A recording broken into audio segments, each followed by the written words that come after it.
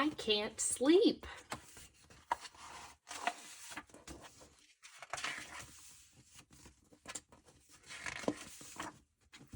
It was the middle of the night. All was quiet on board the Leaping Salmon, but Mole couldn't sleep. Fiddlesticks, he sighed and padded across the deck. He pushed open Mouse's door.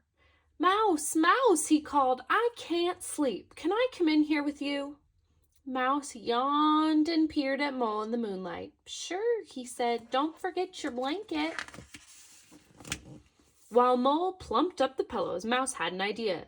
Let's read a bedtime story, he said. Yippee, cheered Mole. As Mouse turned the pages, Mole began to feel sleepy. But as soon as they reached the happily ever after, Mole cried, It's too short. Can we read another one? Mole picked a second book, and Mouse began to read. But then Mole gave a sudden squeak. Too scary, he cried. This won't help me sleep. So Mouse read a third book about a boat just like theirs. Ah, sighed Mole, that was just right, and he settled down to sleep. But Mole wasn't quiet for long. Mouse, Mouse, he called, I still can't sleep.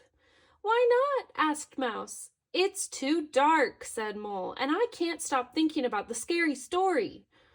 Mouse turned on the lamp. A soft glow filled the room, and soon Mole was silent again. But only for a while. Mouse, he cried, now it's too bright. Luckily, Mouse had a better idea. He opened the door to the cubby above his bed and took out a large piece of paper. That won't help me sleep, said Mole. Watch, said Mouse. Mouse began to cut the paper. Mole looked on in wonder. With a tuck and a fold, Mouse had made the perfect lampshade. Wow, look at that, exclaimed Mole as the stars and moons danced on the walls. It's just right. And he rolled over with a happy sigh. But Mole didn't stay still for long. Mouse, Mouse, he called, I still can't sleep. I'm too cold. Mouse looked in the drawer under his bed and took out a warm blanket. You can use this, he said. Mole pulled the blanket right up to his chin and closed his tired eyes. Mouse, he squeaked, now I'm too hot. Even without the blanket? Asked Mouse. Yes, fretted Mole. So Mouse had his best idea of all. But I'll need your help, he told Mole. Together they moved the chair and dragged the dresser and tugged at the trunk. With one last push, the bed was right next to the open window. That's perfect, said Mole. Thank you, Mouse, and he snuggled under the covers.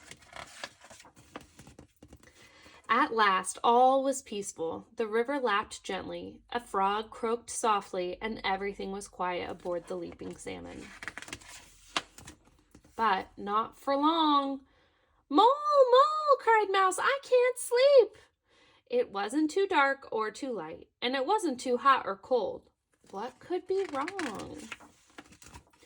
Mole, cried Mouse, stop that snoring.